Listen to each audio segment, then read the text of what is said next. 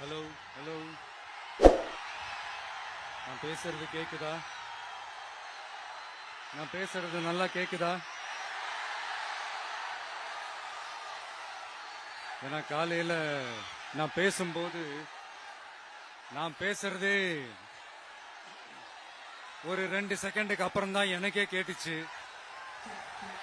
Hello hello hello hello hello, கேக்குதா? இல்ல காலையில நான் பேசும்போது நான் பேசுறதே எனக்கே ஒரு 2 செகண்ட் கழிச்சு தான் கேட்டுட்டு இருந்தது. அதனால கொஞ்சம் கன்ஃபியூஸ் ஆயிட்டேன்.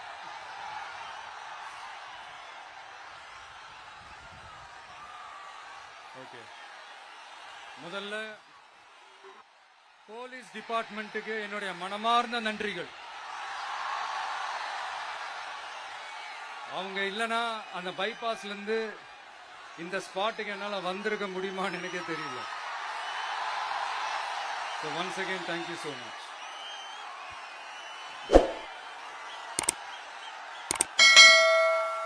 கரூர் அமராவதி ஆத்தங்கரையில இருக்கிற ஒரு ஊரு. அது மட்டும் இல்ல, இங்க ரொம்ப முக்கியமான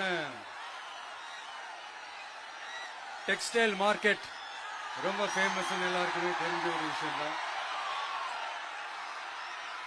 அந்த மாதிரி கரூரை பத்தி பெருமையா சொல்லிக்கிறதுக்கு நிறைய விஷயங்கள் இருக்கு.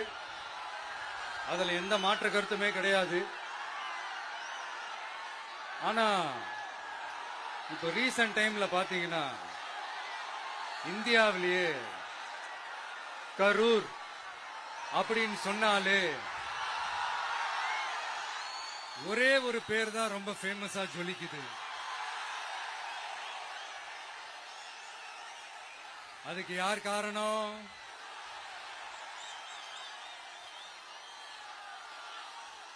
யார் காரணம்னு உங்களுக்கு தான் தெரியுமே. சரி, அதை பத்தி கொஞ்சம் அப்புறமா பேசுவோம். இப்ப நம்ம கரூர் மாவட்டத்தில் இந்த வாக்குறுதிகள்லாம் கொடுத்தாங்கல்ல, அது செய்வோம் இது செய்வோம் எல்லாம் சொன்னாங்கல்ல, அது ஒரு சின்ன லிஸ்ட் தான். அதை ஃபர்ஸ்ட் பார்த்துடலாம்.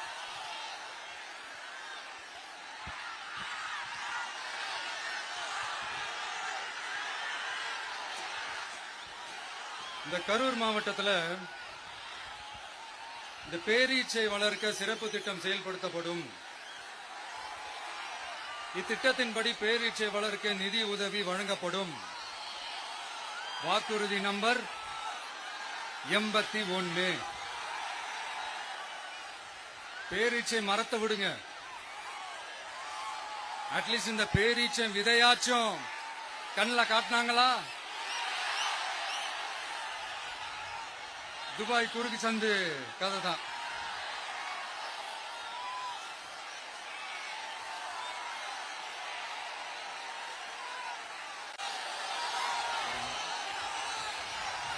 போறீங்களா? அடுத்து இன்னொரு வாக்குறுதி இருக்கு. கரூர் விமான நிலையம் அமைக்க நடவடிக்கை எடுக்கப்படும்னு வாக்குறுதி நம்பர் 448.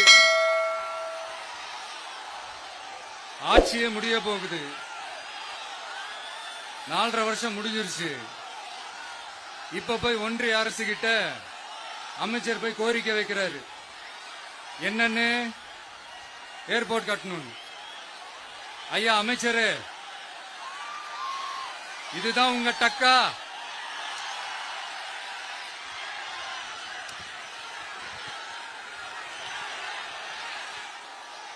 கரூர்ல விமான நிலையம் வந்தா போறீங்களா சார்? போயிடுங்க. அதான் கேட்டேன், அப்பவே கேட்டேன், போயிடுங்க. நண்பா கொஞ்சம் வழி விட்டுருங்க. நண்பா கொஞ்சம் வழி விட்டுருங்க.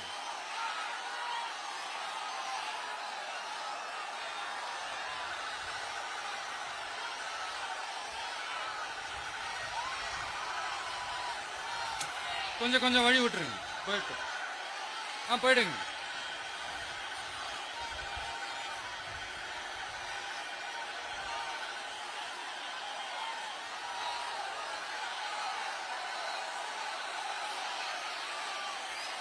Super super super.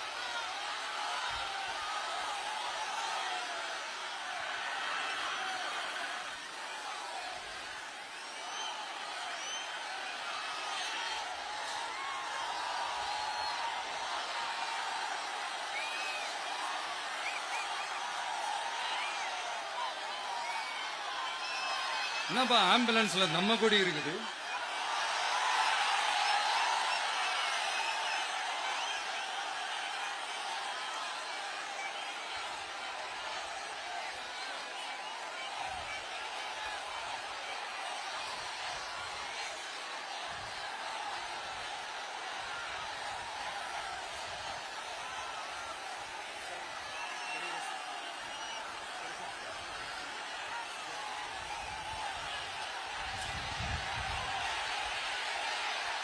என்னாச்சு?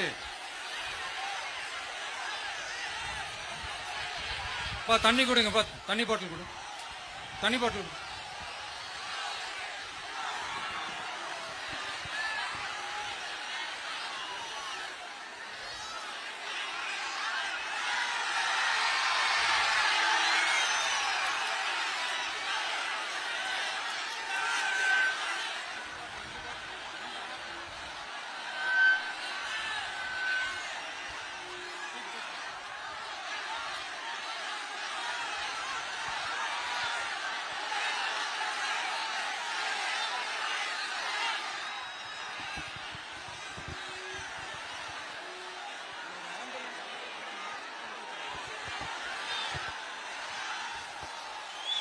ஜெகதீஷ், உடனே ஒரு ஆம்புலன்ஸ் கூப்பிட்டுருப்பா.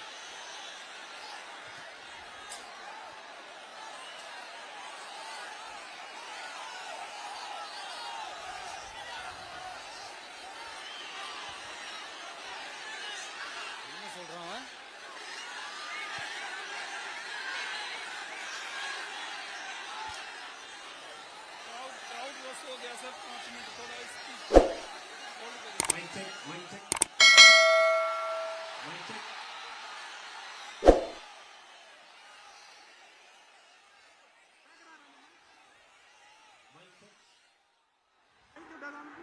வருதா? எப்படி போறது?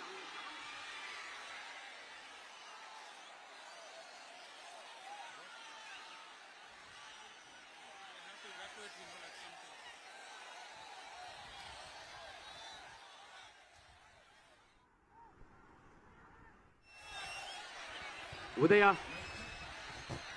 தண்ணி bottle, water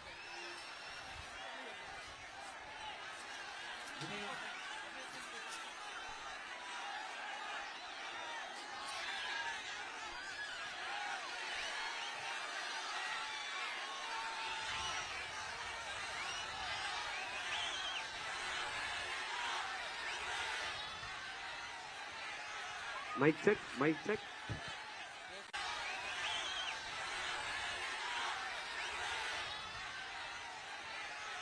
mic check, mic check.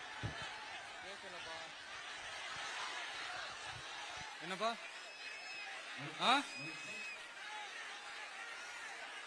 Coming coming coming. Ambulance வருது வருது வருது.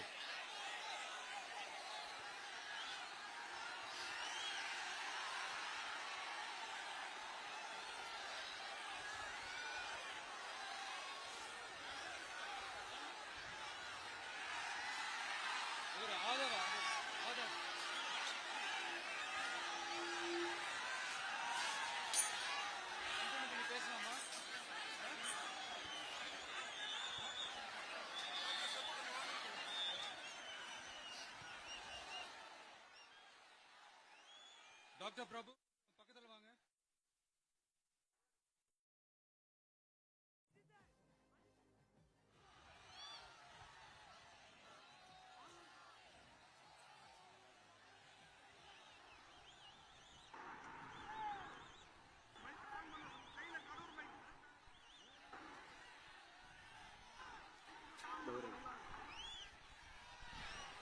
மைக் ஆன் பண்ணுங்க.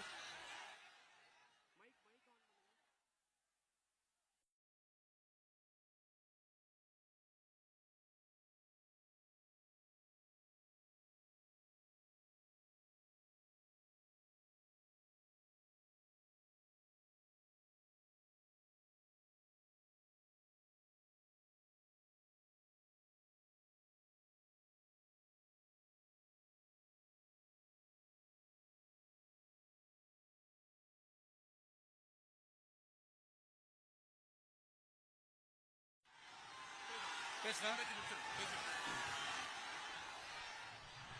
சரி, ஓகே, கண்டினியூ பண்ணவா பேசுறது? நான் அந்த ஏர்போர்ட் கட்டுறதை பத்தி சொன்னேன் இல்லைங்களா?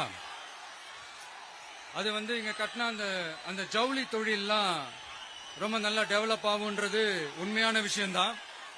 But at the same time இந்த பரந்தூர் மாதிரியே இந்த மக்கள் பாதிக்காத வண்ணம் அந்த இடங்களா பார்த்து அந்த ஏர்போர்ட் கட்டினா இன்னும் நல்லா இருக்கும்.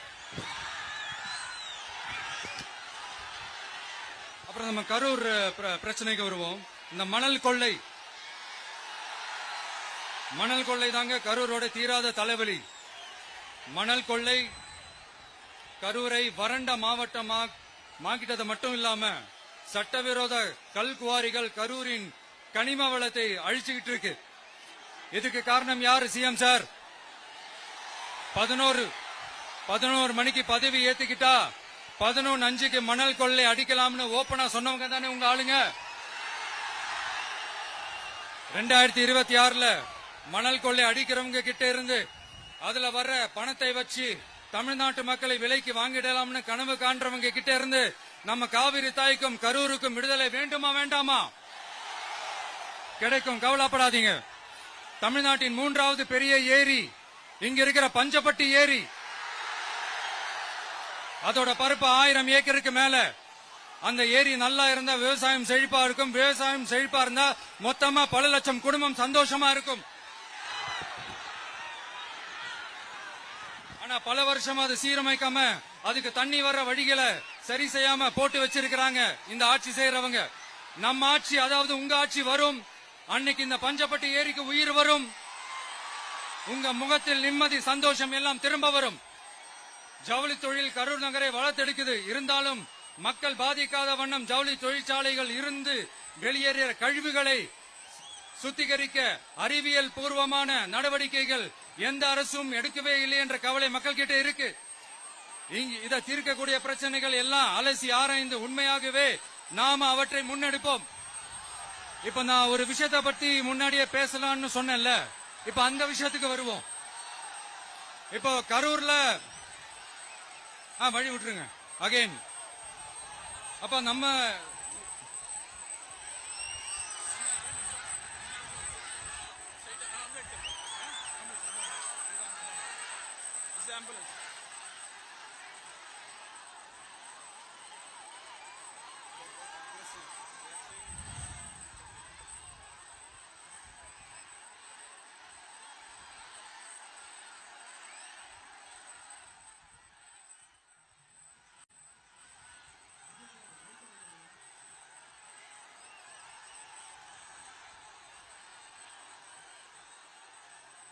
கொஞ்சம் வழி விட்டுருங்க நண்பா, ப்ளீஸ் ப்ளீஸ் ப்ளீஸ், கொஞ்சம் வழி விட்டுருங்க.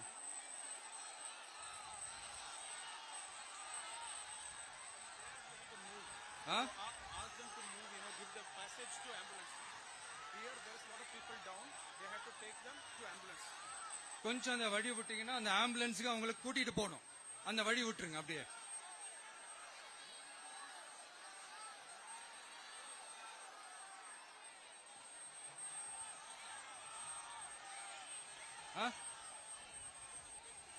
ஓகே.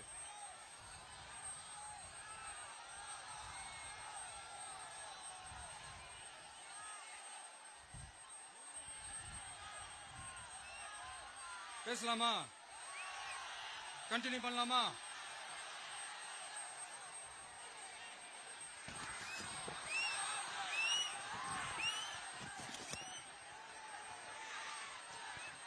இங்க கரூர்ல இருக்கிற முக்கியமான பிரச்சனைகளை பத்தி நம்ம பார்த்தோம் இல்லையா? இன்னொரு முக்கியமான பிரச்சனைக்கு காரணமா இருக்கிற ஒருத்தரை பத்தி நம்ம பேசாம போனா நல்லாவா இருக்கும்? கரூர் வரைக்கும் வந்துட்டு அவரை பத்தி பேசாம போனா நல்லா இருக்குமா? நல்லா இருக்காதுல.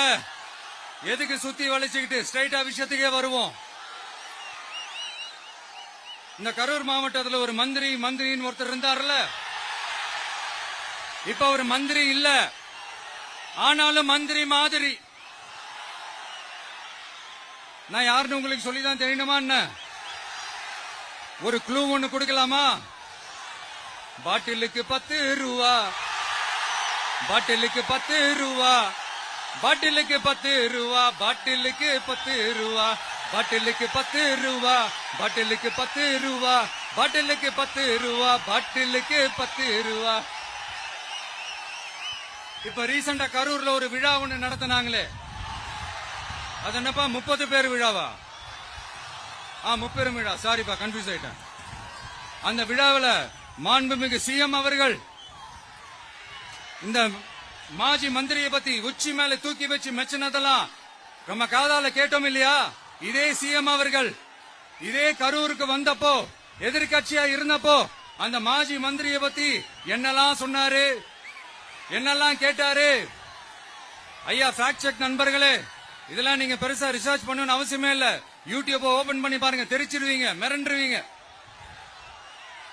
இந்த திமுகவுக்கு இந்த மாஜி மந்திரி இப்ப என்னவா இருக்கிறாரு அப்படின்னு மக்கள் பேசிக்கிறாங்க தெரியுமா? இந்த திமுக குடும்பத்துக்கு ஊழல் பண்ற பணத்தை எல்லாம் 24x7 டெலிவரி பண்ற ஒரு ஏடிஎம் மெஷினா இருக்கிறாராம் அப்படின்னு நான் சொல்லுங்க, ஊருக்குள்ள பேசிக்கிறாங்க. சரி, இங்க ஓகே.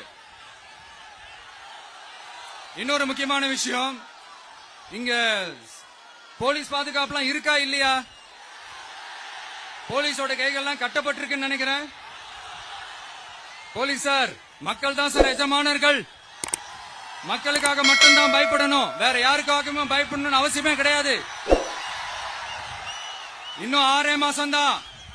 ஆட்சி மாறும், காட்சி மாறும், அதிகாரம் கை மாறும். உண்மையான மக்களாட்சி, மனசாட்சி உள்ள மக்களாட்சி அமையும். அப்ப தெரியும் எல்லாருக்கும் சுதந்திரமும் பாதுகாப்பும் 100% வரும். தேங்க்யூ நண்பா. கான்பிடண்டா இருங்க, நல்லதே நடக்கும், வெற்றி நிச்சயம். அஷ்மிகா 9 வயசு ஒரு பொண்ணு காணுமா, நீங்களே நம்ம தோழர்கிட்ட சொல்லி கண்டுபிடிச்சு கொடுத்துருங்க. அஷ்மிகா 9 வயசுல ஒரு பொண்ணு காணுமா? தம்பிகளா கொஞ்சம் தேடி கண்டுபிடிச்சு கொடுத்துருங்க. அஷ்மிகா